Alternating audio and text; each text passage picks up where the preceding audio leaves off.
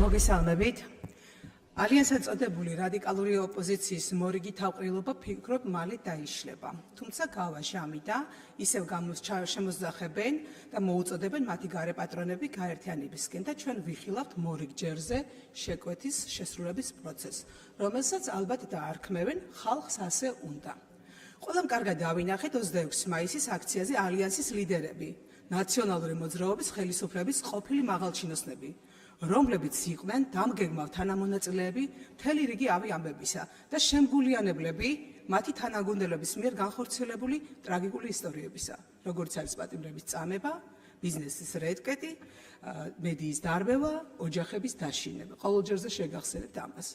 გამომსვლებს ხმაში რიხი დიდად არ ჰქონდათ, მაგრამ იქვე მოვისმინეთ მათი დიადი გეგმა ერთმანეთის გადათვლის. Facebook-ზე რომ დაეწერათ საქართველოს იმსახურებს უკეთეს. შედეგმაც არ დააყოვნა და დიდი მარათონი გაიმართა სააკაშვილი მელიას შორის. მე ვარ ის უკეთესიო.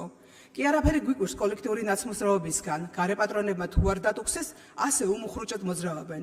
ერთმანეთს უშვერი სიტყვებით ლანძღავენ და ალაგ-ალაგ წამოაყვედრებენ წარსულს. ვითომ ერთნი არ იყვნენ. ერთად არ ჩადიოდნენ ამ საქმეებს ხელისუფლებაში ყოფნისას თუ შემდეგ ოპოზიციაში. გეოპოლიტიკიდან გამომდინარე, ყველა კარგად ხედავთ, განსაკუთრებით ბოლო წლები, თუ რაოდენ დიდი გამოწვევის წინაშეა ჩვენი რეგიონი. საქართველოს ხელისუფლების მხრიდან გადადგმული ყველა ნაბიჯი იყო და არის გაჯერებული ქვეყნის და ხალხის საუკეთესო ინტერესის გათვალისწინებით. ურმის გადაბრუნების გარეშე, ჩვენი ქვეყნის უახლესი ისტორიის გაანალიზებით, ხედავთ სწორ გზას და ამ გზაზე ნაბიჯ-ნაბიჯ მივიწევთ წინ. აქ ყველაზე მნიშვნელოვანია, რომ საზოგადოება, ხალხი ხედავს პოლიტიკურად თანმიმდევრული ვინ არის, ვის ეფიქრება ქვეყანაში მშვიდობაზე, ეკონომიკურ წინსვლაზე, სოფლებში და ქალაქებში ინფრასტრუქტურის განვითარებაზე. რა თქმა უნდა, არის გამოწვევები, მაგრამ არის მასზე ადეკვატური პასუხი და სათანადო რეაგირება. არ არსებობს დემოკრატიული ქვეყანა, სადაც გამოწვევა არ არის და არც ჩვენ ვართ გამონაკლისები. დიახ, ხალხი ხედავს, ვინ როგორ იცავს საქართველოს ინტერესებს სხვადასხვა პლატფორმაზე. რადიკალური ოპოზიცია, რომელიც ყველგან ცდილობს ჩვენი ქვეყნის და ინსტიტუციების იმიჯის შალახოს და ქართული ოცნება, რომლისთვისაც საქართველოს ინტერესი და მისი სუვერენიტეტის დაცვა არის უმთავრესი და უპირველესი.